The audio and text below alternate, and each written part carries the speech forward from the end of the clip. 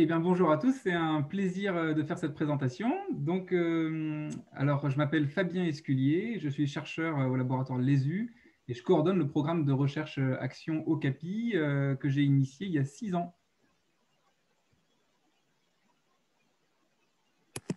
Bonjour, et moi je m'appelle Bernard de Gouvello, je suis chercheur au LESU également, et je travaille dans le programme de Fabien. Je vous mets encore une minute avant de commencer, ça va se transférer sur YouTube. C'est juste pour que ça marche. Eh bien, c'est parti. Je vous laisse la parole. Merci, je coupe mon micro. Et je ferai donc le médiateur entre les questions posées dans le chat et vous. C'est parti. Bien, donc merci à Antoine, à la région et puis au réseau Educagri de nous permettre de faire ce temps d'échange autour de la question urine, le nouvel engrais vert, qui est une question qui est assez importante au sein du programme OCAPI depuis 6 ans donc, que nous travaillons en recherche-action autour de ces questions. Alors, on va vous présenter différents enjeux autour de cette thématique. Et puis, pour commencer, je vais essayer de présenter le cadre dans lequel cette réflexion se pose. Alors, nous sommes collectivement de plus en plus conscients que nous sommes dans un système Terre qui atteint ses limites. On appelle souvent cette période dans laquelle nous sommes l'anthropocène pour désigner le fait que les humains ont une activité qui modifie substantiellement les conditions de vie de manière extrêmement importante et potentiellement remettant en cause très fortement les possibilités de continuer ainsi notre fonctionnement. Un travail que j'apprécie beaucoup de chercheurs suédois menés par Stephen et Rockström ont essayé de synthétiser l'ensemble de tous ces problèmes qui se posent actuellement dans les relations entre les humains et leur environnement. Et ils ont mis en exergue 9 limites planétaires qui sont diversement perturbées par l'activité des sociétés humaines. Alors, on parle beaucoup du changement climatique, de l'érosion de la biodiversité que vous trouvez ici dans ce schéma et qui sont effectivement en perturbation importante. On a aussi le changement d'occupation des sols. Et puis, il y a une limite qui est considérée comme étant extrêmement dépassée et qui est due à la perturbation des cycles biogéochimiques d'azote et phosphore. Une limite planétaire qui est beaucoup moins médiatisée aujourd'hui que celle du changement climatique et de la biodiversité et qui pour autant est considérée comme étant extrêmement grave à l'échelle planétaire aujourd'hui en termes des perturbations induites par les activités humaines. Alors qu'est-ce que c'est que cette limite planétaire azote et phosphore? Pour illustrer celle de l'azote, un groupe de chercheurs a mis en exergue les 9 plaies de l'azote parce que donc introduisent de l'azote qu'on appelle réactif dans l'environnement, il va y avoir une cascade d'effets qui vont advenir et qui vont avoir donc les différents impacts qui sont mentionnés ici. Alors, on connaît typiquement les marées vertes, donc eutrophisation des cours d'eau, eutrophisation des milieux marins. On voit ici l'extrême eutrophisation de toutes les côtes au nord de l'Europe, qui peuvent conduire jusqu'à des mortalités piscicoles ou des zones avec très très peu de biodiversité ou de vie, comme par exemple dans la mer Baltique. Et puis, on a également, en France, on est extrêmement concerné par l'azote sous la forme nitrate qui rejoint les nappes et qui induit des eaux non potables. En France, on ferme en moyenne un captage chaque semaine du fait de dépassement de normes de nitrate dans la nappe. Donc, on a quand même chaque semaine un maire qui prend la décision de ne plus exploiter un captage et on ne peut plus boire l'eau qu'il y a sous nos pieds à cause de cette perturbation majeure azotée. On la voit aussi par la pollution atmosphérique, car il y a des émissions atmosphériques d'azote sous forme d'ammoniac, par exemple, et qui vont se retrouver en ville où il y a aussi d'autres émissions azotées et qui font typiquement, par cette conjonction d'émissions agricoles et urbaines, des pollutions atmosphériques aux particules. Et puis enfin, l'azote peut être aussi un gaz à effet de serre sous la forme du N2O, le protoxyde d'azote, qui participe de façon substantielle au changement climatique en cours. Alors pourquoi est-ce qu'on a une perturbation majeure des cycles azote et phosphore? Principalement, c'est parce qu'on a un besoin physiologique de se nourrir en azote et en phosphore. L'azote, on le trouve dans les protéines. Donc 3,4 kg d'azote, c'est en fait les protéines que l'on consomme. Et puis on a aussi un besoin physiologique de phosphore. Ce besoin physiologique donc, de 3,4 kg d'azote et 350 g de phosphore par personne et par an le métabolisme des humains est tel que finalement, on le retrouve intégralement dans les excrétions. On pèse aussi lourd à la fin de l'année qu'au début de l'année, en tout cas en moyenne statistique, selon les années évidemment. Et donc, on retrouve dans nos excrétions, c'est-à-dire principalement dans les urines et matières fécales, tout cet azote et tout ce phosphore. Alors, dans le programme Okapi, en particulier dans la thèse que j'ai soutenue en 2018 autour de ces questions, je nomme système alimentation-excrétion la manière dont les sociétés humaines s'organisent pour subvenir à ce besoin fondamental de tous les humains, c'est-à-dire comment est-ce qu'on va apporter de l'alimentation aux gens et comment on va gérer leurs excrétions. Et ce qu'on constate, c'est qu'il y a une diversité extrême de modes d'organisation des sociétés humaines dans le temps et dans l'espace pour subvenir à ces deux besoins de gérer l'alimentation et de gérer les excrétions. Alors aujourd'hui, très brièvement, vous avez ça dans un article, comment fonctionne le système alimentation-excrétion des sociétés industrielles occidentales. D'abord, on consomme 4,9 kg d'azote par personne et par an, donc beaucoup trop de protéines, 150% de notre besoin physiologique. On retrouve donc cette excrétion dans les urines et matières fécales des Français, des Parisiens en l'occurrence pour l'article sur lequel c'est issu. Et puis en amont, on a des productions d'engrais de synthèse azotée, donc on fabrique à partir de l'azote de l'air qui est sous une forme inerte, le diazote N2, de l'azote lui qui est réactif, donc qui va pouvoir être capté par les plantes, des engrais de synthèse qui consomment énormément d'énergie fossile et qui sont en très grande quantité, donc 600% du besoin physiologique est mis sur les champs pour nourrir un Parisien. Et puis derrière, on gère nos urines et matières fécales par la toilette à chasse d'eau, l'égout, puis la station d'épuration, avant un rejet en rivière, mais la station d'épuration produit des boues dans laquelle on retrouve malheureusement très peu de l'azote qui a été excrété, 5% du besoin physiologique. Finalement, on a un système qui est extrêmement linéaire, très intensif et avec énormément de pollution. On voit ici que donc on a des émissions dans l'eau, dans l'air, d'ammoniac, de N2O, de nitrate, au niveau de la production agricole de façon très intensive, et en particulier pour la production de produits animaux, mais également au niveau de la gestion des urines et matières fécales en station d'épuration. On a ces mêmes types de rejets dans les milieux, de façon moins importante, mais finalement plus importante que la quantité de matières qui sont effectivement valorisées par le retour des boues au sol. Alors, pour une transition systémique de ces systèmes, alimentation-excrétion, il paraît important d'agir sur 3 leviers. Le premier, c'est le régime alimentaire. On pourrait avoir un régime alimentaire beaucoup plus sobre, et en particulier inverser les proportions de protéines de produits végétaux et animaux. La production alimentaire également. Nous ne nous étendrons pas sur ces 2 points aujourd'hui, mais vous pouvez consulter des documents à cet effet, en particulier le scénario autonome reconnecté de Mitarien, qu'on peut lire dans Bilen et al. 2009. Et puis, reconsidérer urine et matière fécale. Alors, pour commencer, si on regarde de quoi il s'agit dans nos excrétions de l'habitat, on a ici les volumes d'eau. Donc, on consomme 125 litres d'eau par personne et par jour en moyenne pour la douche, la cuisine, etc. 25 litres d'eau de chasse d'eau pour évacuer les urines et matières fécales, qui ne représente qu'un volume de 1 litre environ par personne par jour d'urine et 0,2 litres de matière fécale. Si on regarde les ressources qui sont contenues dedans, on constate que 80% de l'azote est dans les urines. On a encore un 10-15% de l'azote dans les matières fécales et puis un tout petit peu d'azote dans les eaux ménagères qui ne contiennent finalement très peu de matière. Finalement, on dilue ces ressources dans énormément d'eau. Alors, dans le programme Okapi, on a fait d'abord un premier calcul rapide qui consiste à dire que si on regarde la quantité d'azote excrétée par les Français, on pourrait en fait fertiliser de quoi produire 160 millions de baguettes de pain chaque jour en France. Une ressource donc considérable sur laquelle le taux de recyclage, je l'ai indiqué tout à l'heure, est d'environ seulement de 5%. Vous pouvez regarder la vidéo Ma thèse en 180 secondes qui l'explicite. Le programme de recherche-action Okapi essaye de aborder toutes ces thématiques dans une approche à la fois pluridisciplinaire et de recherche-action. Nous avons 4 axes qui seront présentés très brièvement aujourd'hui. Un axe métabolisme pour comprendre les problèmes dans leur ensemble, passé, futur et d'organisation des sociétés. Un axe agro qu'on développera un peu plus aujourd'hui. Et un axe sociaux qui se pose des questions sociologiques. Et un axe démonstrateur dont nous parlerons également. Alors, en matière de séparation à la source des urines, ça a beaucoup été développé dans le nord de l'Europe et particulièrement en Suède.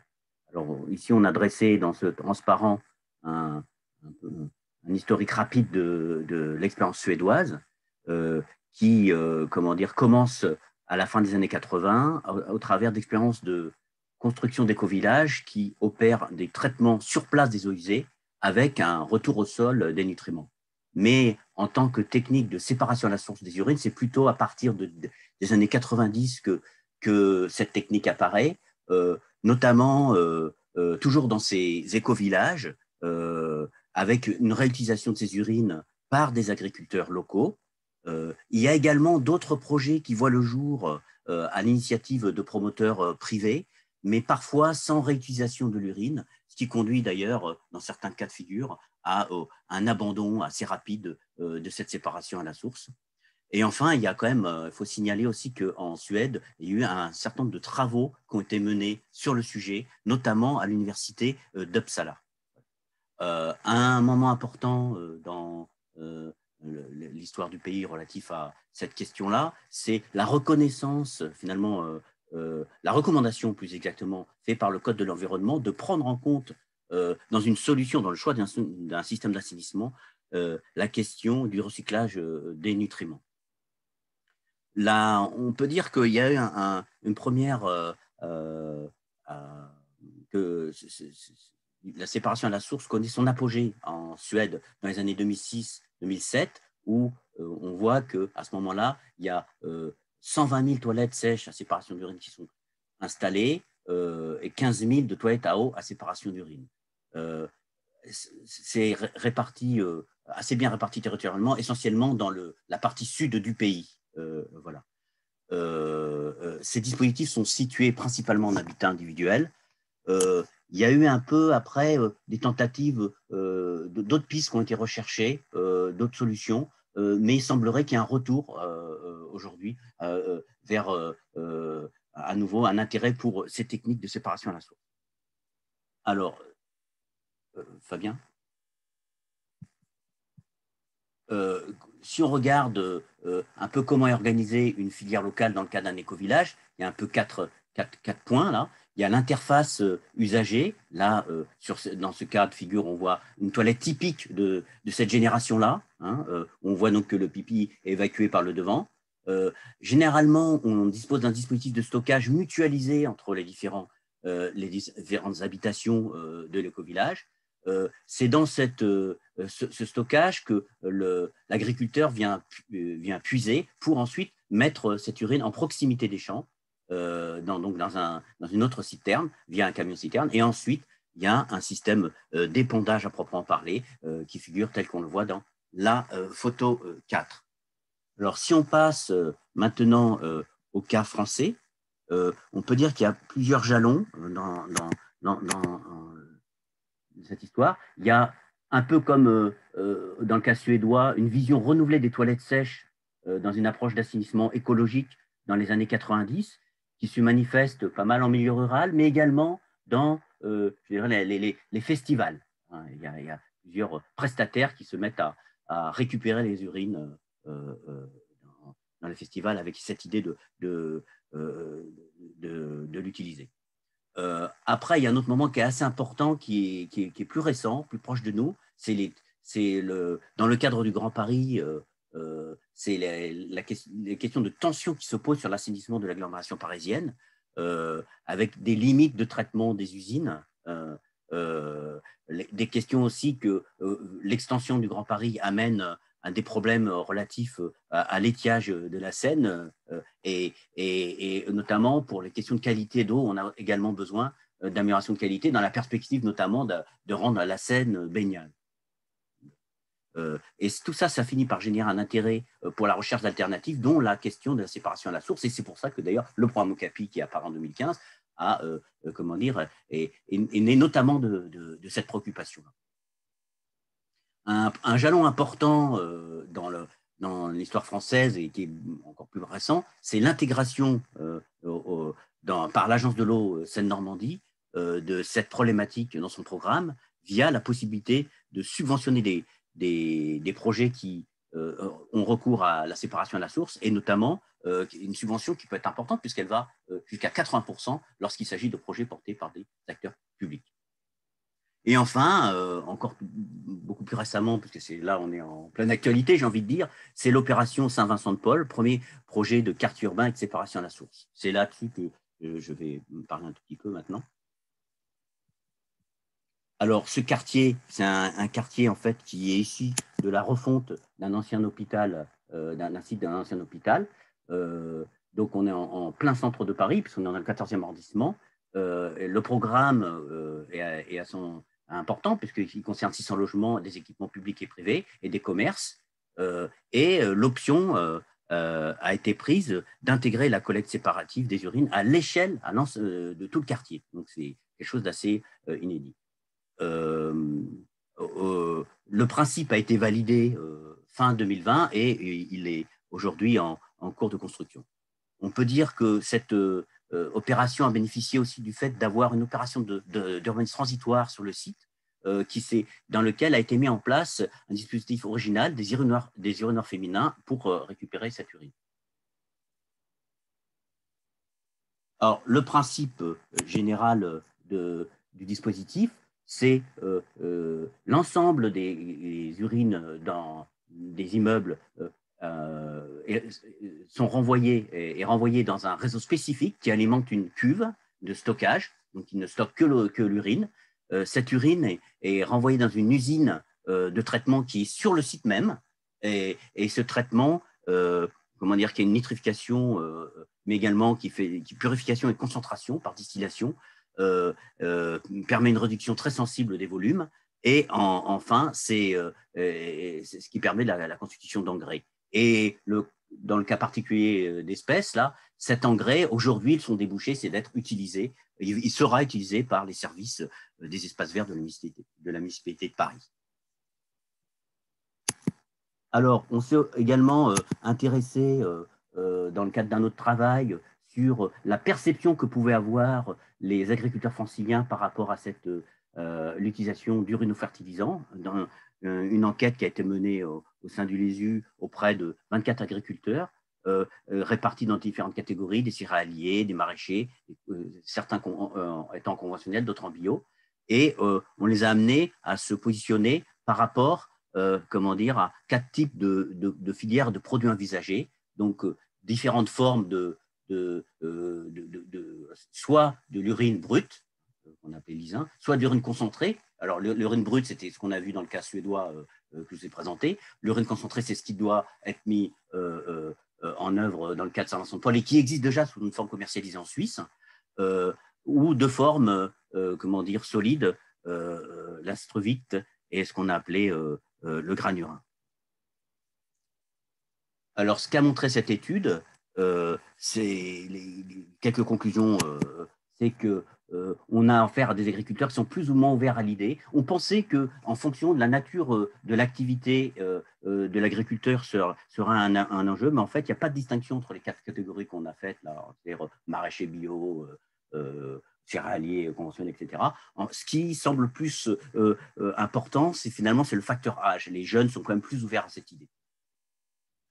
Il y a aussi également, on a constaté une tendance et une préférence plutôt pour les formes solides, avec un effet, je dirais, comment dire, qui facilite l'acceptation d'une certaine ou l'adhésion au dispositif, par l'idée que sous la forme solide, on perd quelque part la mémoire du fait de l'origine du produit, et que ça, c'est plus facile peut-être à accepter. Et surtout, que pour vraiment adhérer à cette solution, il y a besoin d'une confiance renforcée envers les produits, et cette confiance, elle peut s'instaurer par, d'une part, une reconnaissance institutionnelle de ces produits via le Bureau national de fertilisation, également la sortie du statut de déchet de l'urine, qui est un point important pour rassurer les agriculteurs, et également le fait que, quelque part, il y a un acteur passeur, hein, qui permette d'aller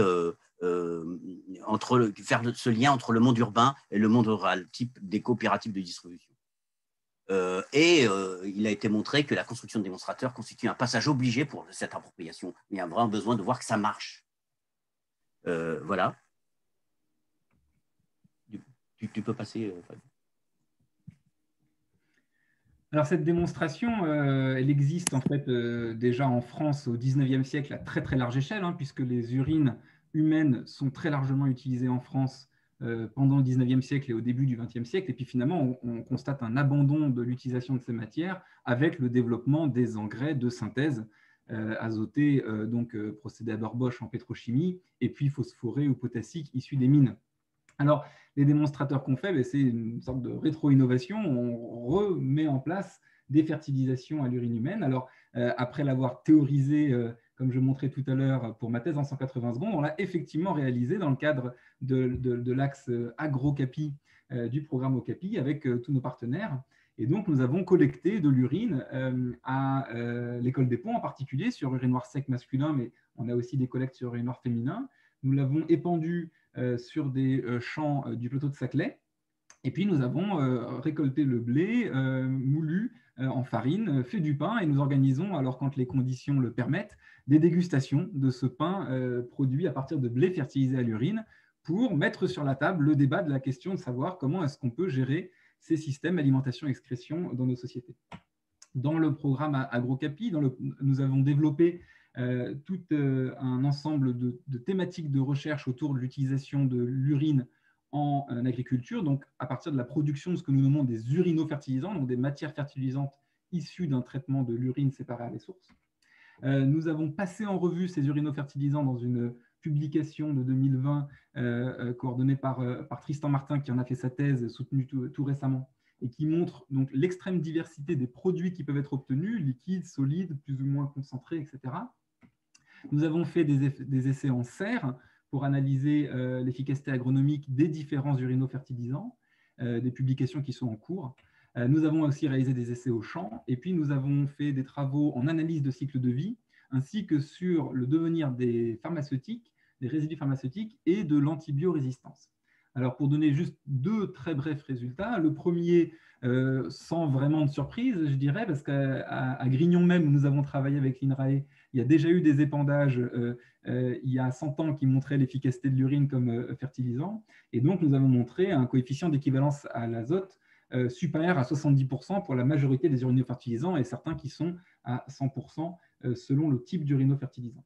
Et puis, dans l'analyse de cycle de vie, nous avons montré deux points de vigilance sur les traitements des urines. Le premier, c'est que concentrer les urines demande de l'énergie. Donc, effectivement, il peut y avoir un équilibre à trouver entre la concentration des urines et l'énergie totale du système.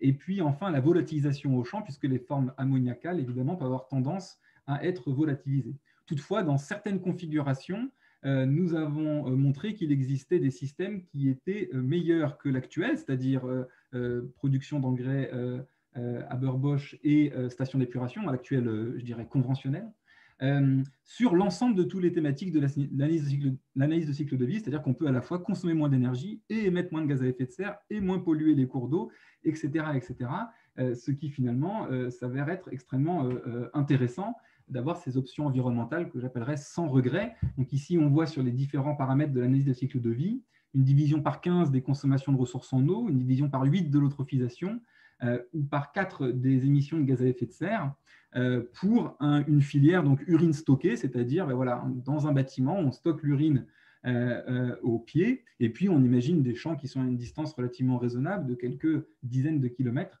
pour aller effectuer un épandage de, ici, l'urinofertilisant le plus simple, c'est-à-dire l'urine simplement stockée. Voilà, alors voilà pour la première partie de notre présentation. Et donc, je laisse Antoine reprendre la parole pour des questions sur ces sujets. Merci Fabien et Bernard. Eh bien, oui, il y a quelques questions. Je vous laisse, pendant qu'on pose celle-là, vous avez le droit d'en reposer d'autres, hein, bien sûr. Donc, je vais les prendre dans l'ordre. Alors, donc, on parle de risques effectivement environnementaux. Tu en as parlé un peu, peut-être approfondir un peu la question. Alors, je te l'ai fait, on fait le même ordre de questions, donc je te les lis ensemble. Y a-t-il des risques environnementaux liés aux résidus médicamenteux dans les urines? Faut-il purifier certains résidus de médicaments, notamment ou de perturbateurs endocriniens qu'on pourrait avoir contenus dans ces urines? La question qui se rapporte aussi donc à cette composition, c'est quelle est la composition de l'urine en dehors de l'azote? Et dernier point, en fait, avec ces questions de certification, est-ce que ça pose des problèmes en termes de label, de certification? Voilà, je vais essayer de répondre à ça. C'est un petit panel de questions. Bernard, si ça va, je peux commencer à répondre. Oui, vas-y. Oui, Alors, sur la question des médicaments, effectivement, c'est une question requiert toute notre attention et qui est effectivement extrêmement demandée. Alors, nous avons publié une note dans le cadre du programme Okapi sur cette question. Donc, une des manières de répondre, ce sera déjà de vous renvoyer vers cette note qui fait un état des lieux du sujet. Je vais mettre la note dans le chat, hein, je peux faire ça, Oui, tout à fait. Antoine. Sachant que, juste pour les spectateurs, on aura donc un drive, un stockage sur Internet de tous les éléments qu'on aura, donc notamment la vidéo, le PowerPoint et des liens vers les documents et les sites Internet nécessaires. Et on reprendra les questions en mettant les questions en fait, avec des réponses, avec des liens. D'accord.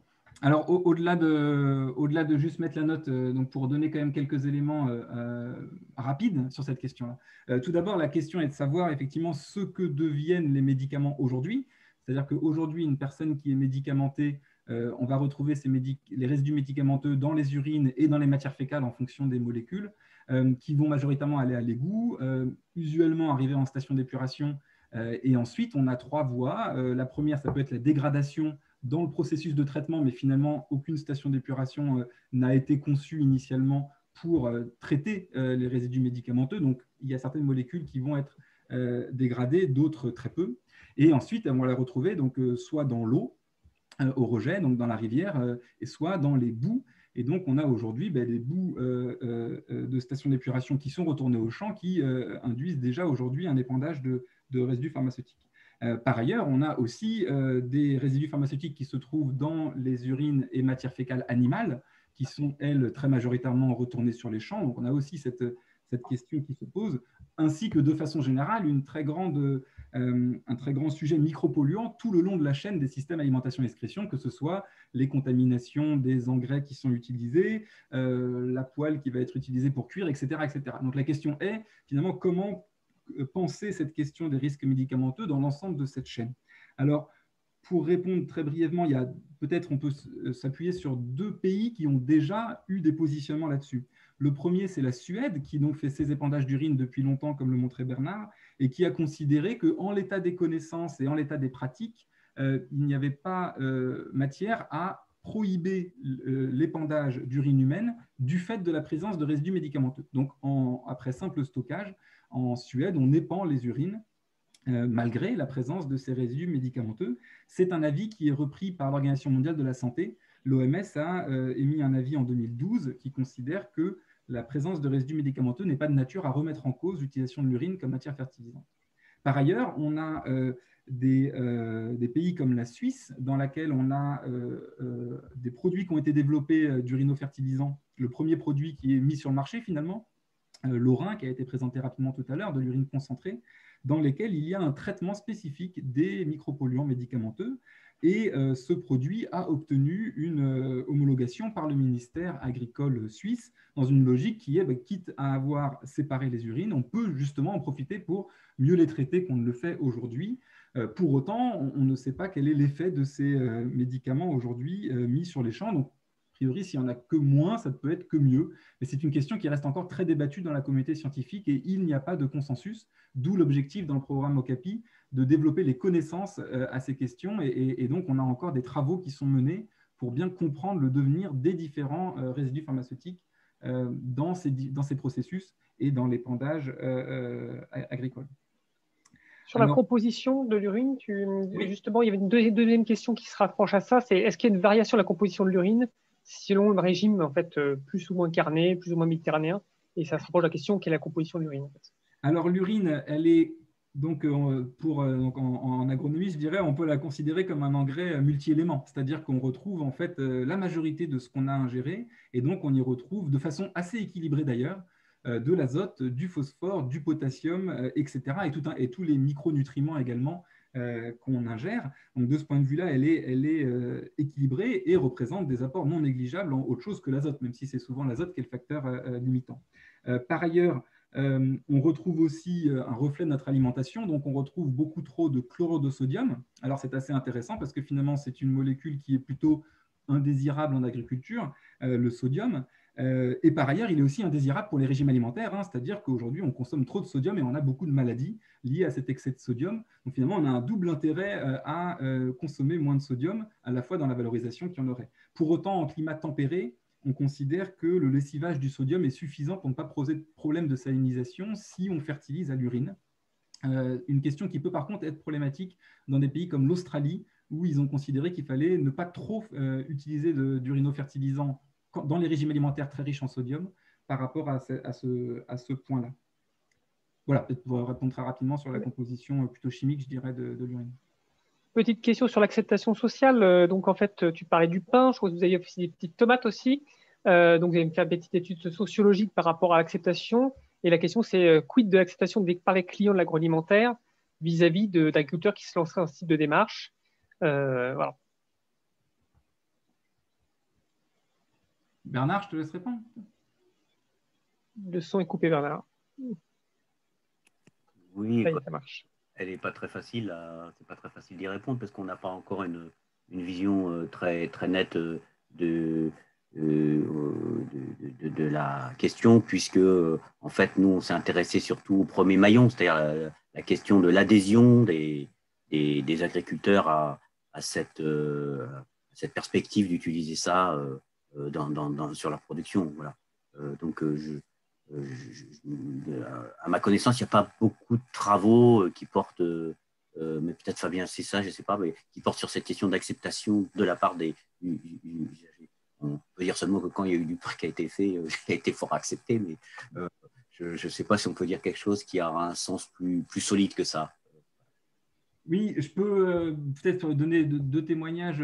Le premier, dans une logique vraiment personnelle, quand on a fait les dégustations de pain public, la première fois qu'on en a fait une, j'ai été extrêmement déçu parce qu'en fait, je voulais mettre en débat la question et on a fait ça avec un boulanger qui fait un pain qui est excellent et évidemment, la nature du fertilisant n'a pas influé sur le goût du pain et donc les gens se sont rués sur le pain. Il y avait beaucoup d'enfants, les enfants se sont rués sur le pain et personne ne voulait savoir comment il a été fertilisé parce que de toute façon, les gens ne savent pas très bien comment sont fertilisées les cultures aujourd'hui. Donc finalement, voilà, d'un ce point de vue informatif, c'était intéressant de voir qu'en fait, on connaît mal les modes de fertilisation actuels. Après, sur des questions plus professionnelles, il y a le rapport de Florent Brun dont parlait Bernard tout à l'heure qui donne quelques éléments. Peut-être on peut préciser, parce qu'il y avait une question sur les labels, je pense, qu'aujourd'hui, il y a une question qui se pose davantage en agriculture biologique, puisqu'en agriculture biologique, il y a une liste fermée des intrants qu'on peut apporter. Et dans cette liste fermée figurent urine et matière fécale d'animaux. La question étant de savoir si les humains rentrent dans la catégorie animaux et ces animaux ne doivent pas être issus d'un élevage industriel. Donc la question est également de savoir si les humains, s'ils sont des animaux, a priori oui biologiquement, sont issus d'un élevage industriel ou non. Et voilà, ça fait qu'aujourd'hui, on est dans une zone clairement grise et qui est plutôt limitante pour la possibilité d'utilisation en bio, mais finalement, il y a une vraie question qui se pose parce que le principe d'écologie de l'agriculture biologique ne peut pas fonctionner si on ne boucle pas les cycles. Par ailleurs, de l'azote et du phosphore qui, globalement, surtout pour le phosphore ou le potassium, finalement, sont excrétés par les humains in fine. Et donc, il faut trouver aussi quand même une manière de retourner au sol pour boucler les boucles. Juste pour rebondir là-dessus, c'est-à-dire que le sujet, donc en fait, il y a 5 ou 10 ans, c'était vraiment encore... on parlait de ça, on était un peu des illuminés, entre guillemets. Et en fait, le sujet devient de plus en plus d'actualité puisque les assises de l'eau ont ciblé effectivement plusieurs choses, donc le manque d'eau, les circuits courts. En fait, il y a plein de choses qui sont en relation pour avoir une agriculture plus proche avec des effets moins importants sur la qualité de l'eau. Et donc, le recyclage des urines comme matière fertilisante devient un sujet en lui-même. Les financeurs s'y intéressent, l'État s'y intéresse. Voilà. Il y a une progression des lois qui est certainement à prévoir là-dessus. Juste peut-être pour rebondir justement sur la partie comment dire, est-ce que pour les agriculteurs, en fait, pour eux, est-ce qu'on peut imaginer que ça se substitue à 100% de leurs engrais minéraux, quoi? Il y a plusieurs niveaux de réponse à apporter, je pense, à cette question. La première, c'est que dans l'approche systémique alimentation-excrétion, ce qu'on démontre dans le programme Okapi, c'est que nos systèmes alimentation-excrétion ne sont pas soutenables. C'est-à-dire qu'on ne peut pas continuer à perturber autant à la fois le climat, à la fois les cycles de l'azote et du phosphore, dans les modes de production agricole, de gestion de l'alimentation et de gestion de l'excrétion de nos sociétés. Et donc, ce à quoi on s'intéresse dans le programme Okapi, c'est une modification systémique, c'est-à-dire à la fois une modification des pratiques agricoles, à la fois des régimes alimentaires et des modes de gestion des urines et matières fécales. Dans ces modifications systémiques, on fait des scénarios dans le programme Okapi où on montre la possibilité de nourrir toute la France et de continuer à exporter de la nourriture en se passant totalement d'engrais azotés et pendant quelques décennies d'engrais phosphorés également. Donc effectivement, on a une possibilité de modification très forte. Maintenant, à l'échelle d'une exploitation elle-même, je dirais, l'utilisation de remplacement un pour un d'une pratique d'agriculture aux engrais conventionnels chimiques azotés par des urinofertilisants, on l'a réalisé pour l'exemple, on va dire, et on a montré donc la possibilité de faire. Maintenant, selon les urinofertilisants et selon leur niveau de concentration, ça va être quelque chose qui va être plus ou moins facile à faire parce qu'évidemment, ils peuvent être moins concentrés que de l'ammonitrate et donc présenter nécessiter davantage de manipulation et des moyens différents pour permettre une fertilisation. Voilà. Mais ça reste possible, même si évidemment, on peut souhaiter aussi une baisse de l'intensité, je dirais, des flux d'azote dans les systèmes agroalimentaires aujourd'hui. Oui, alors un élément de complément peut-être, juste sur effectivement ce que ça peut induire chez les agriculteurs, c'est le fait effectivement d'avoir des engrais sont moins concentrés et qui fait que ça peut perturber leur façon de faire et même se révéler un peu problématique. Par exemple, le fait de devoir passer plusieurs fois sur un champ peut avoir des problèmes de tassement de terrain du champ. Il y a des problèmes comme ça qui ont été identifiés aussi lors de cette étude qui montrent qu'effectivement, il peut y avoir certaines limites, donc recourir forcément à des choses plus concentrées, mais même comme ça, il y a un certain nombre de contraintes au-delà de la question purement quantitative des flux mis en relation. Il y a ce que ça vient perturber sur les pratiques des agriculteurs eux-mêmes. Alors, une petite dernière question, parce qu'après on doit passer à la deuxième partie. Donc, il y a une question très technique sur l'avis sur un produit qui s'appelle Topi Organisme, et je vous laisserai répondre plutôt par écrit plus tard, mais pas maintenant. C'était plus par rapport justement à l'aspect quantité. On a effleuré le sujet. Finalement, toi, il y a un lycée agricole qui dit voilà, j'ai un internat. Si on séparait l'urine de tous les jeunes de la communauté éducative, quelle superficie, en fait, grosso modo, est-ce qu'on estime que 20 personnes, par exemple, ou 50 personnes, ça peut fertiliser à peu près quelle taille de champ, maraîchage, un peu de l'ordre de grandeur, quoi. Oui, alors je peux donner l'ordre de grandeur. Hein. Donc, l'urine d'une personne sur une année, donc l'intégralité de l'urine d'une personne sur une année, hein, c'est donc à peu près 5 kg d'azote dans le régime alimentaire classique aujourd'hui. Et donc, globalement, dans une pratique de fertilisation conventionnelle, ça fait à peu près 500 mètres carrés. Mais ensuite, ça dépendra beaucoup effectivement de la quantité d'azote qu'on apporte sous la forme de l'urinofertilisant. Donc, en fait, ça peut faire beaucoup plus de mètres carrés si on apporte une fraction sous cette forme-là. Et puis ensuite, ça dépend de la quantité d'urine qu'on a collectée des personnes, quoi. Donc là, il faut voir au cas par cas en fonction des bâtiments. Mais il y a clairement des effets d'échelle. C'est-à-dire que quand on est sur des petites populations et quand on est dans une agriculture je dirais, la plus classique en France et extrêmement intensive, on peut facilement avoir, entre guillemets, besoin de beaucoup d'humains pour finalement une exploitation agricole, si c'est une exploitation typique en céréales de 100 hectares, par exemple. Okay. Alors, il y a une petite question encore sur la partie finalement des risques par rapport aux résidus, donc médicamenteux ou autres. Est-ce qu'on a finalement, selon le type de culture, on pourrait se dire que c'est moins risqué sur une eau, sur une plus, par exemple, il y a la question du maraîchage, la question des céréales, les arbres. Tu vois, finalement, on a la même question sur les matières fécales aussi, hein, donc le type de culture avec des risques. Toi, tu as un petit peu répondu en disant que grosso modo, actuellement, au niveau mondial, hein, ou en tout cas, il n'y avait pas une contre-indication à l'utilisation des produits sans traitement, quoi.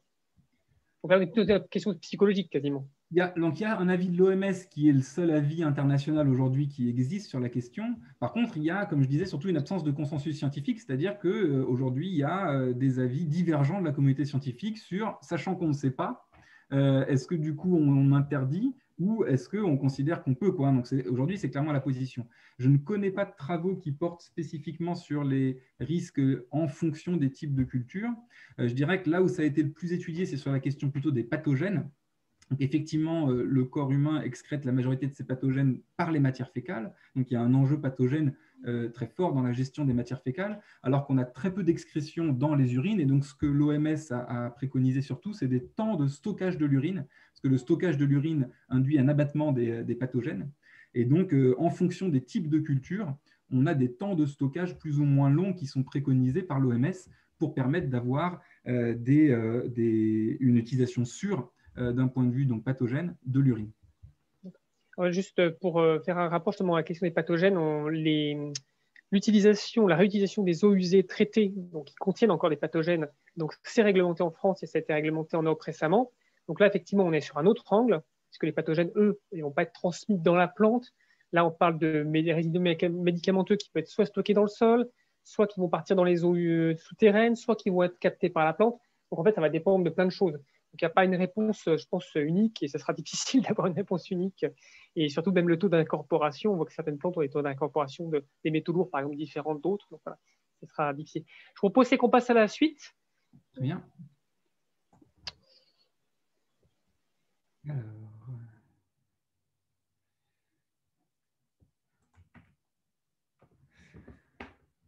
Alors pour la suite, la question c'est comment faire en pratique. On a essayé de conclure, enfin de faire sa deuxième présentation de façon vraiment très pragmatique.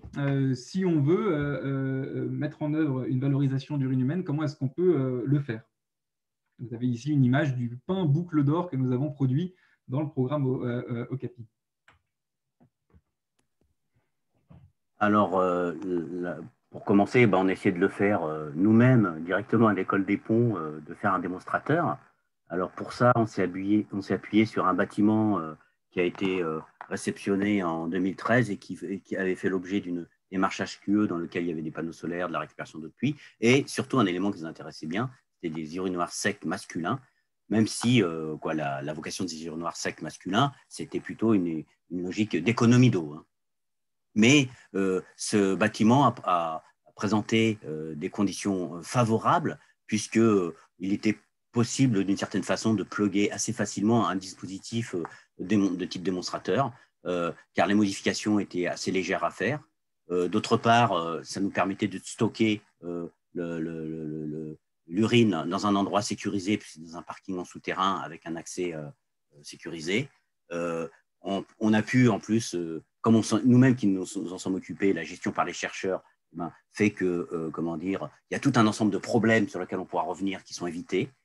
Et enfin, pour finir, on avait également la possibilité d'épandre un petit peu sur place et on a négocié avec le jardin associatif des élèves le fait de l'octroi d'une parcelle. Donc, voilà, de telle sorte qu'il a été possible de boucler la boucle très localement, mais de manière, pas forcément significative d'un point de vue quantitatif, mais de manière démonstrative. Donc, en pratique, le dispositif se compose d'un urinoir sec masculin. On n'en a branché qu'un seul.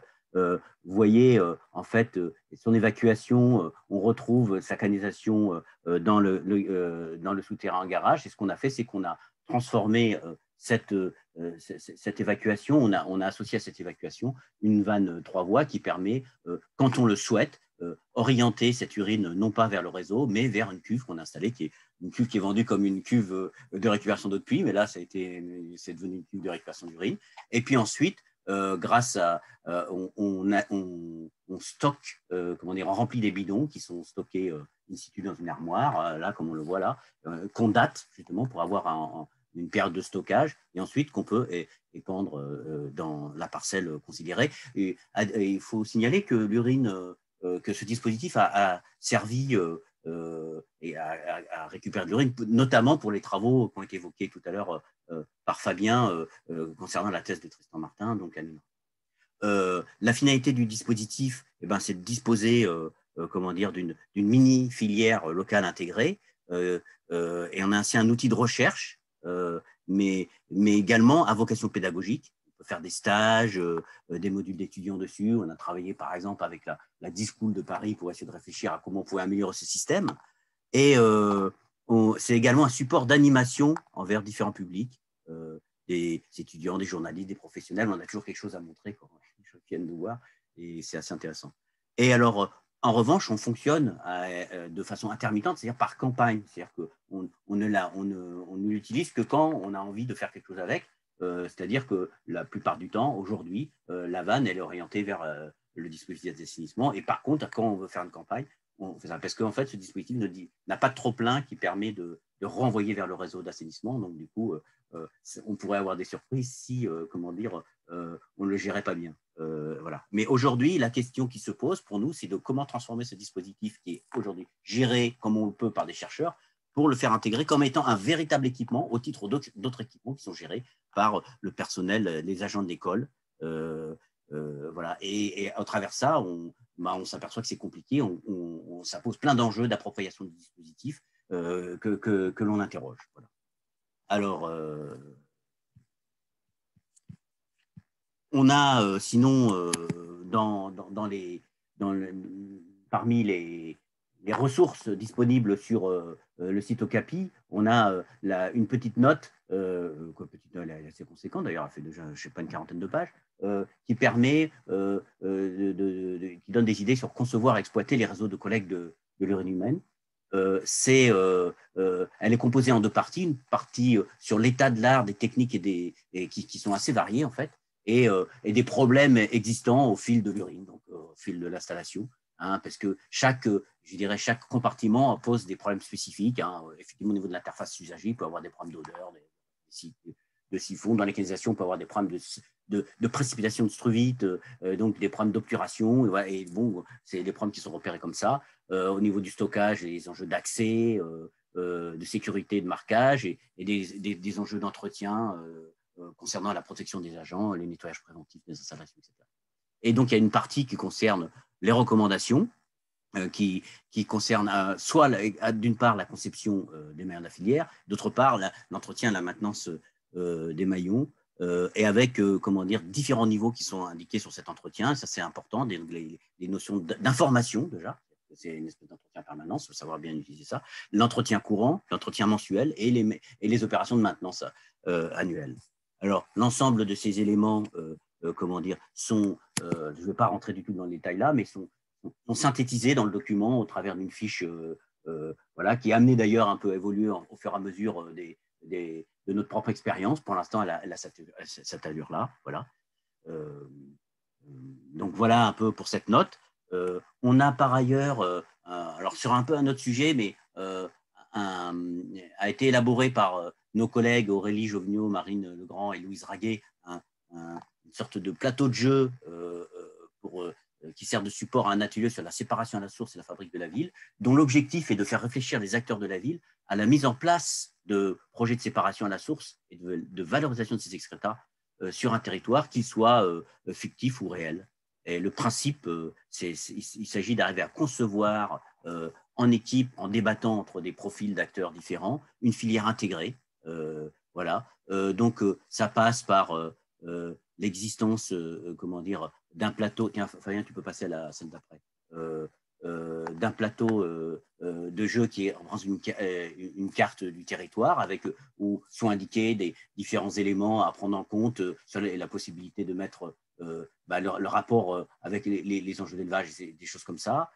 Et on dispose d'un certain nombre de cartes qui sont indiquées là, et il s'agit de construire la filière par le débat. Et ensuite, bon, il y a un animateur qui explique un peu le principe du jeu au départ. Ensuite, chaque équipe discute entre elles, quoi. Et puis, à la fin, il y a un moment donné de restitution entre différentes équipes qui parlent des différents scénarios qu'ils ont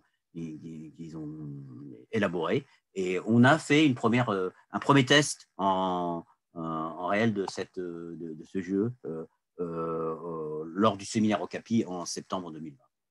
Et on compte le faire quand l'épidémie nous aura donné, comment dire, l'opportunité de le faire, parce que là, on n'a pas encore de version visio pour ça. Voilà. Voilà, je te redonne la main. Alors, on voit qu'il y a énormément d'enjeux qui sont ouverts dès qu'on questionne dès qu'on questionne l'enjeu de gestion des urines humaines. Finalement, un des objectifs du programme Okapi, c'est de réouvrir ce débat qui est quasiment clos depuis 100 ans, de la manière de gérer au mieux les excrétions humaines. Et donc, finalement, ce qu'on cherche à faire, c'est à donner toutes les cartes pour que ce débat puisse exister, posé sur la table et partager les questions, les avantages, les inconvénients des différents modes de gestion que nous avons aujourd'hui, sachant qu'on est dans un contexte effectivement de nécessité de transition très forte de nos sociétés actuellement, et que la séparation à la source des urines peut effectivement être un maillon intéressant à développer dans cette transition. Alors nous souhaitons mettre en place le plus de ressources partagées à ce sujet en tant que programme de recherche public. Et donc, nous avons une bibliothèque que je vous invite à consulter. Et je mets ici quelques exemples de documents que vous pouvez trouver. Une note faite en partenariat avec l'Institut Paris Région sur la valorisation de l'azote et du phosphore de l'urine, une note assez rapide, mais qui donne vraiment une synthèse des enjeux de la séparation à la source de l'urine. Des propositions pour aller vers une économie circulaire des nutriments, des propositions clairement donc, politiques, de construction collective de la société pour une gestion soutenable des nutriments. La note sur la conception des réseaux que vient d'expliciter Bernard, et puis de façon très pragmatique, quelle quantité d'urine utiliser pour fertiliser vos cultures, une petite note que nous avons mise en ligne et qui est basée en particulier sur les travaux de Renaud Delauze, pépiniériste du sud-est de la France, qui a publié l'urine de l'or liquide au jardin. Nous avons également monté un groupe de travail technique au sein de l'association Arceau Île-de-France, association recherche et collectivité dans l'eau, dans le domaine de l'eau d'Île-de-France. Et au sein de ce groupe de travail, nous visons à produire de la connaissance, mettre en débat et partager les questions sur les modalités de gestion des urines et matières fécales humaines, et plus généralement de la séparation à la source des eaux urbaines. Il y a également, comme le disait Bernard, une antériorité du réseau de l'assainissement écologique en France aujourd'hui sur ces initiatives de retour au sol des matières, et un certain nombre de publications, pour certaines qui sont d'ailleurs déjà relativement anciennes. J'en cite quelques-unes, mais vous pourrez les trouver sur le site internet du réseau. L'assainissement écologique, pourquoi, comment, combien, toilettes sèches dans les établissements recevant du public, toilettes sèches à la maison, et puis un guide en construction actuellement, assainissement écologique pour les collectivités. Il est en préparation et j'en profite pour signaler que nous sommes actuellement en recherche de financement au sein du réseau de l'assainissement écologique pour arriver à pouvoir travailler sur ce guide, et qui permettrait à des personnes en collectivité de s'approprier la question de qu'est-ce qu'on peut faire sur notre territoire pour produire des matières fertilisantes à partir des urines et matières fécales de la collectivité. D'autres ressources à l'international, je cite quelques exemples, mais il y en a d'innombrables. La Sustainable Sanitation Alliance, donc l'association internationale de l'assainissement écologique, Susana, avec beaucoup de ressources sur leur site internet, susana.org. Une initiative états-unienne, le Rich Earth Institute, qui a entre autres publié, c'est en anglais, un Urine Diversion Guide, donc le guide pour mettre en place une collecte d'urine. Un excellent guide très pragmatique également pour mettre en place à l'échelle d'un territoire ce type de valorisation. Le groupe EcoSanRes, qui a publié beaucoup de documentation, dont un guide pratique sur l'utilisation de l'urine, qui est en ligne sur Internet et que vous trouverez dans la bibliothèque Okapi. Enfin, les travaux de Léa Vague en Suisse, de la DVA en Allemagne, etc. Donc, tous ces réseaux internationaux de gestion alternative des urines et matières fécales humaines. Alors voilà, peut-être le dernier message à passer, c'est que dans le programme Okapi, nous avons des postures de recherche-action extrêmement prononcées, c'est-à-dire que nous visons à faire une recherche qui soit transformative. Les sujets même de la recherche sur laquelle nous travaillons sont construits de manière à permettre d'accompagner les transitions nécessaires de nos sociétés actuellement. Et nous avons aussi une posture donc, qui vise à sensibiliser, informer, animer, voire accompagner la démonstration. Donc évidemment, nous sommes très heureux de pouvoir faire ce webinaire aujourd'hui, et nous signalons l'intérêt que nous avons à pouvoir accompagner des acteurs qui seraient intéressés pour monter des filières. Alors évidemment, on ne pourra pas, et surtout que le sujet se développe de plus en plus, accompagner l'intégralité de tout ce qui pourrait se monter. Ce n'est d'ailleurs pas non plus notre ambition, mais nous sommes intéressés à ce que le travail que nous produisons puisse au mieux aider les personnes qui s'approprient cette idée. Et il y a aujourd'hui en France de plus en plus de territoires qui s'intéressent au sujet, voire mettent en œuvre dans un peu tous les coins de la France des nouveaux circuits de valorisation des urines humaines. Voilà, merci et nous sommes très contents de pouvoir continuer à débattre de ces questions avec vous. Merci Fabien et Bernard. Donc, on va rouvrir un temps de questions. Alors, je vais lire celles qui sont tombées. Alors, il y a certaines qui parlent de la première partie de l'exposé. Donc, sur l'évolution de la teneur en azote et phosphore de l'urine dans le temps, semaine, mois, est-ce qu'il y a une stabilisation par un stockage particulier ou est-ce que c'est… Voilà. Qu'est-ce que ça se passe au niveau de la stabilité? Est-ce qu'il y a des conditions particulières à mettre en œuvre? Alors, donc l'urine, elle est principalement composée d'urée. Enfin, un des composants importants, c'est l'urée, la forme sous laquelle les êtres humains excrètent l'azote. Quand on va stocker de l'urine, on va avoir spontanément une hydrolyse de cette urée qui va intervenir du fait de micro-organismes. Donc, il va y avoir une montée du pH qui va aller jusqu'à 9, et puis donc une libération d'ammonium et d'ammoniac dans l'urine. Donc, c'est la principale modification qui se produit, et c'est ce qui donne le caractère hygiénisant au stockage de l'urine, puisque donc on a un effet à la fois du pH et de la présence d'ammoniac sur donc les micro-organismes présents dans l'urine stockée. Voilà, donc c'est principalement l'évolution qui se fait. Il y a aussi une précipitation de struvite, pas que, mais entre autres de struvite, qui se fait dans le fond de cuve de stockage de l'urine. Peux-tu rappeler ce que c'est que la struvite? Donc, vous avez parlé 2 fois, mais sans préciser. Oui, pardon, la struvite, c'est un précipité de phosphore. Il y a plusieurs précipités différents qui se font, dont certains avec du phosphore. Et la struvite, c'est donc un minéral qui contient de l'ammonium, du magnésium et du phosphate. Donc justement, finalement, si on parle un peu d'expérimentation, pour aller pratico-pratique, quand tu fais finalement donc une récupération dans une cuve fermée, donc ce qui évite l'évaporation, les odeurs et tout ça, c'est un produit qui, si je retiens, en fait, c'est qui s'auto-stabilise, qui permet de garantir une certaine hygiène, hormis résidus médicamenteux et autres produits dont on a parlé, mais sur la stabilité hygiénique en tout cas. Donc finalement, l'outil, entre guillemets, est assez facilement gérable, si ce n'est, comme vous l'avez présenté, des questions de trop-plein, d'évacuation, de mettre au champ. Et il y a un temps de stockage minimal, par contre. Il va être d'1 mois ou quelque chose comme ça. Voilà, alors sur la stabilité, en fait, c'est surtout la volatilité de l'azote qui peut poser problème dans la gestion de l'urine. On est donc avec une forme ammoniacale assez rapidement de l'urine et un pH de 9, ce qui veut dire qu'on va avoir une partie de l'azote qui va être sous forme NH3, ammoniac, et qui va donc pouvoir aller dans la phase gazeuse. Si on a des stockages qui sont, par exemple, ventilés, on va avoir des pertes ammoniaquées qui sont extrêmement importantes. Et donc, il faut absolument avoir des stockages qui ne sont pas ventilés. D'un point de vue technique, ce n'est pas très compliqué, mais il faut absolument le prévoir au moment où on le réalise pour garantir qu'on n'a pas de pertes ammoniaquées importantes. Il y a donc des suivis de pertes ammoniaquées qui ont été faits sur certains systèmes et on peut avoir des pertes qui sont extrêmement faibles, inférieures à 1% en termes de pertes. Mais par contre, effectivement, si on ventile une cuve, on aura des pertes. Donc ça, c'est un élément qui est important dans la gestion de l'ammoniac de l'urine.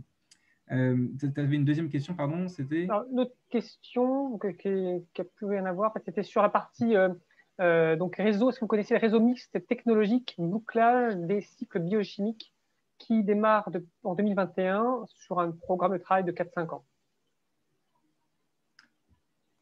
Sinon, il y a le lien dans le chat. Donc, ça sera peut-être à voir. Merci beaucoup pour l'information. Notre question, en fait, finalement, sur la partie atelier dont tu parlais avec les jeux de cartes et ainsi de suite. Donc, les ateliers évoqués font intervenir quels acteurs? Donc, les collectivités sont-elles visées? Si oui, plutôt quels services? Donc, c'est dans l'idée d'une construction transversale. Est-ce qu'il faut plutôt l'urbanisme, l'espace vert? Donc, comment ça s'est passé, par exemple, à Saint-Vincent-de-Paul? Je ne sais pas si vous l'avez fait. Et donc, deuxième question, quels arguments auprès des services d'assainissement? Est-ce que serait-il plutôt en faveur de la séparation à la source? Au contraire, il pourrait créer une perte de charge à traiter et donc un dysfonctionnement in fine des équipements. Est-ce qu'il y a une concurrence? Alors, ce qui concerne la première question, j'ai envie de dire que c'est très important justement que différents services soient impliqués, parce que la particularité de cette problématique, c'est qu'elle est extrêmement transversale, effectivement. Et alors, l'atelier n'a pas été appliqué, dans le cas de Saint-Vincent-de-Paul, hein, mais on s'aperçoit qu'effectivement, dans cet exemple, pour que le projet se fasse, il a fallu vraiment que différents services de la mairie de Paris se mettent d'accord. Et au-delà de ça, il y a aussi la question de l'aménageur qui a joué un rôle central. Il y a même eu une assistance à maîtrise d'ouvrage dédiée sur cette problématique parce qu'elle était fort innovante. Et puis, c'est pas fini, c'est-à-dire qu'après, avec la partie, des promoteurs et tout, ça va continuer, puisque finalement, ça se joue, depuis la production de l'urine, donc dans l'interface usagée, jusqu'à l'épandage au champ. Donc, c'est tous les acteurs qui sont concernés par ça qui sont impliqués. Et c'est vrai qu'il y a certains maillons qui nous semblent aujourd'hui, devant être renforcés, et notamment qui peuvent être potentiellement problématiques. C'est tout ce qui est notamment entretien des toilettes, les services de nettoyage, etc. Par exemple, ça, c'est quelque chose qu'il faut aller scruter de plus près pour savoir comment ça peut vraiment fonctionner et ne pas trop perturber la qualité de l'urine collectée. Mais effectivement, dans le cas de Paris, par exemple, le fait que que ce soit les services verts, les services des espaces verts qui ont récupéré l'urine, ça a permis de trouver un débouché pour cette opération, même si ce débouché est censé être, d'une certaine façon temporaire et pas définitif, parce que l'idée, c'est effectivement de pouvoir impliquer d'autres types d'acteurs, agriculteurs, etc. dans l'histoire. Et en complément, par exemple, je prends la communauté éducative de lycée, par exemple. Donc, ça peut être un cas d'application des lycées agricoles, puisqu'ils ont le matériel, ils ont pour l'épandage, ils ont aussi, comme on disait, donc la production d'urine. Donc, est-ce que le jeu de cartes, par exemple, pourrait être un moyen de médiation pour entamer une réflexion tel qu'il a été conçu, ou faut-il une adaptation? Je pense que oui. De toute façon, nous, on pense que la situation des lycées agricoles est particulièrement favorable à l'expérimentation, puisque justement, elle offre la possibilité d'avoir une vision intégrée des choses. Et ça, c'est effectivement un élément problématique majeur. Hein. C'est sortir de visions segmentées qui doivent être dépassées pour pouvoir faire quelque chose de cohérent. Et c'est vrai, l'atelier en tant que tel n'a pas été conçu spécifiquement pour la question des lycées agricoles, mais je pense que il faut en débattre avec ceux qui l'ont conçu, mais je pense que c'est possiblement adaptable. Et en complément, je dirais par rapport, par exemple, à la facilité ou pas de mettre en place des démonstrateurs, pas forcément pérennes ou avec des modifications, je dirais, dans le cadre de l'immeuble. On pense par exemple à Saint-Vincent-de-Paul où il y avait des choses extérieures qui avaient été installées. Donc, on a vu deux choses. Il y a l'urinoir féminin, puis l'autre, c'était des sortes de caisses où, j'ai bien compris, on montait au-dessus et puis la réservoir était en dessous. Est-ce que ça, c'est des choses qui sont assez faciles à mettre en œuvre? Par exemple, s'il y avait des gens qui voulaient mettre en place ces expérimentations, qu'est-ce que vous leur conseilleriez? Ça rapprocherait de qui? Voilà. Est-ce que vous avez des petites idées comme ça pour la partie pratico-pratique de l'expérimentation simple? C'est vrai qu'au niveau de l'expérimentation, il y a plusieurs choses qu'on peut dire. C'est qu'un enjeu important, c'est la question de la réversibilité, qui souvent c'est quelque chose qui permet de rassurer beaucoup ceux qui veulent se lancer là-dedans. C'est la possibilité d'avoir des dispositifs qui peuvent être éventuellement enlevés ça, c'est un enjeu important. En ce qui concerne le dispositif plus spécifiquement installé à Saint-Vincent-de-Paul, je vois que Louise Raguet est là, donc elle peut peut-être elle-même répondre à la question, parce que c'est elle-même qui a, contribué qui l'a conçu et qui l'a réalisé, mais alors dans un cadre un peu particulier qui est l'urbanisme transitoire. Mais je propose qu'elle réponde directement, parce qu'elle sera plus compétente que moi. Louise, est-ce que tu nous entends? Bonjour, ouais, je vous entends, vous m'entendez ou pas? Très bien. Oui, bonjour à tous. Merci Bernard de me donner la parole du coup. Déjà, juste pour répondre à la question sur l'atelier avec le jeu de cartes qui a été présenté, je pense que oui, il est tout à fait adaptable pour construire des filières avec des cas précis comme le lycée agricole là, dont il fait mention. Donc voilà, ça c'est la première chose. Et effectivement, sur la construction et la conception de projets expérimentaux de collecte, Il y a plein de choses qui peuvent être imaginées et construites de manière très rapide. Qui peut être juste une collecte dans des bidons avec des entonnoirs, puis après des dispositifs plus complexes avec de la construction, mais qui peut être faite en une semaine. Donc c'est à faire au cas par cas, mais oui, c'est des choses que je pense qui sont très efficaces à mettre en place, à la fois réversibles et adaptables. En fonction des choses qu'il y a à expérimenter, on peut aussi adapter en voyant comment ça se passe avec le public ou avec les utilisateurs. Donc voilà. Et c'est des choses que j'ai mis en place dans plusieurs contextes et qui peut se déployer de plein de façons différentes. Donc voilà. Donc, ouais, ça sera bien sûr. On a effectivement dans le chat, la base de données documentaire, si on peut rajouter des exemples de plans typiques pour montrer des réalisations simples en fait, à différents niveaux de complexité. Oui, tout à fait. On pourrait partager des choses. Par exemple, sur le projet d'occupation temporaire au grand voisin, vous l'avez bien compris, l'intérêt de mettre les urinoirs en hauteur, c'était vraiment de ne pas avoir de pompe, etc. Donc, c'est ce genre de choix qui permet d'avoir aucune complexité de réseau, mais tout est en gravitaire, etc. Donc, après, c'est vraiment à faire un peu au cas par cas. Et ce qui est vraiment intéressant, c'est pas tellement l'emplacement des urinoirs, etc., ou du réseau, mais c'est aussi la sollicitation de tous les acteurs jusqu'à l'utilisation de l'urine, c'est-à-dire qu'est-ce qu'on va faire des bidons ou des cuves, comment on les évacue, qui on sollicite. Et c'est ça aussi, c'est ce moment de décision-là qui crée du dialogue et qui fait avancer les potentielles filières, etc. Je pense qu'il y a des contextes, effectivement, dans lesquels il y a un certain nombre de barrières qui sont plus ou moins faciles à dépasser pour expérimenter. On a d'autres expériences dans lesquelles on essaye de mettre ça en place dans des opérations d'aménagement plus classiques. Et c'est pas forcément évident parce qu'il faut arriver à à constituer des ponts entre les professions qui poursuivent un peu chacune leur but et à les mettre à faire ce qu'on appelle l'alignement d'acteurs, qui n'est pas toujours évident. Mais voilà, donc, en tout cas, on pense que sur les questions particulières des lycées agricoles, le fait de disposer finalement de l'ensemble de la chaîne au sein d'un même site, c'est quand même une situation qui est quand même particulièrement intéressante et favorable. Voilà. Nous, on l'a fait de façon un peu artificielle et en miniature avec comment dire, notre démonstrateur Azuris Aquariolis, mais bon, on serait très fanat de suivre des opérations à des échelles un petit peu plus importantes dans le cadre de lycée, c'est évident.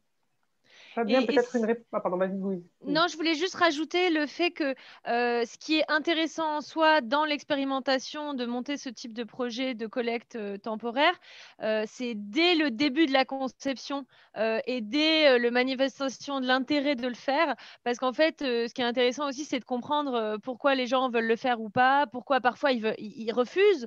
Et donc, depuis le début, c'est intéressant, quoi. Et c'est pas seulement au bout de 6 mois qu'on a des bidons d'urine et qu'on se dit, ah, on va le mettre quelque part. C'est tout du long de la chaîne, quand on sollicite que ce soit le public, les élèves, les profs. Voilà, ça, c'est assez important. Et donc, la démarche expérimentale, elle commence dès l'intention initiale d'expérimenter. Merci.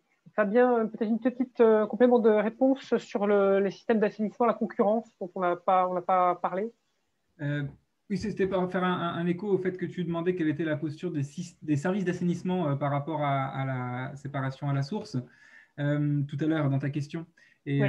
je voulais juste répondre à cette question qui a été posée visiblement par le fait qu'il y a, en fait, d'une part, on constate que si on remonte sur le temps long, en fait, le tout à l'égout a été refusé par à la fois les ingénieurs sanitaires et par les gestionnaires des urines et matières fécales au XIXe siècle, et que finalement, on en est venu, alors dans le cas de Paris, avec des épandages d'eau usée, à avoir une certaine forme de mariage entre toilettes à chasse d'eau, égout, et puis retour au sol malgré tout des matières. Mais dans la plupart des collectivités, il n'y a pas eu d'épandage des eaux usées. Et donc finalement, le tout à l'égout a fini par s'imposer parce que la pratique de la toilette à chasse d'eau a été adoptée par la population, et on s'est retrouvé à devoir gérer ces eaux usées ainsi produites au début, je dirais de façon non voulue par la collectivité, et puis à la fin, une fois que c'est là, qu'est-ce qu'on fait, quoi. Et donc, la posture des services d'assainissement aujourd'hui, elle est intéressante au sens où ça fait en fait depuis 40 ans qu'on essaye de résoudre le problème des eaux usées qui dégradent la qualité des rivières en construisant des unités qui vont limiter la casse, quoi, on va dire. Et donc, par rapport au service d'assainissement aujourd'hui, on a un peu deux postures, quoi. La première qui est celle de dire tant mieux si ça peut permettre, en séparant à la source, de résoudre le problème encore plus en amont. Mais derrière, ça vient finalement créer des nouvelles filières et donc finalement des nouveaux acteurs. Et par rapport aux acteurs existants aujourd'hui de l'assainissement, ça peut finalement être relativement orthogonal, à la fois dans ce qui est réalisé et puis dans l'organisation, parce qu'il s'agit potentiellement de nouvelles filières décentralisées, terrestres, etc. Et puis ensuite, on a aussi donc des postures qui sont très qui questionnent beaucoup ces paradigmes parce que la centralité fait qu'on a tout un ensemble d'acteurs qui s'organisent aujourd'hui autour de ce mode de gestion des services urbains, et donc poser la question de l'appropriation de nouveaux systèmes de gestion des urines et matières fécales, ça ouvre en fait tout un tas de questions, et dans le système actuel, c'est des arrangements à réinventer, et comme le disaient Bernard et Louise, il semble qu'effectivement le contexte du lycée agricole, c'est une configuration territoriale qui se prête extrêmement bien à réinventer, à réagencer les gestions d'urine et matières fécales dans la société. Et au-delà de ça, moi j'ai eu l'expérience sur un territoire rural en fait, où ils ont un SPANC, donc les assainissement non collectifs, où ils se posent la question effectivement des économies d'eau, parce qu'en fait on est un territoire où il n'y a pas d'eau disponible vraiment importante. Et donc un des leviers pour aller vers ça, c'est les toilettes sèches, en fait, toilettes sèches, donc récupération d'urine, parce que c'est toilettes sèches, et ainsi de suite. Donc en fait, il y a plusieurs entrées dans le système qui font que certains territoires vont pouvoir tester soit dans une ville, un bâtiment, un écoquartier, soit dans une structure particulière, les lycées, soit parce qu'on a un SPANC et qu'on a d'autres problématiques. Il y a plusieurs points d'entrée qui peuvent arriver là-dessus.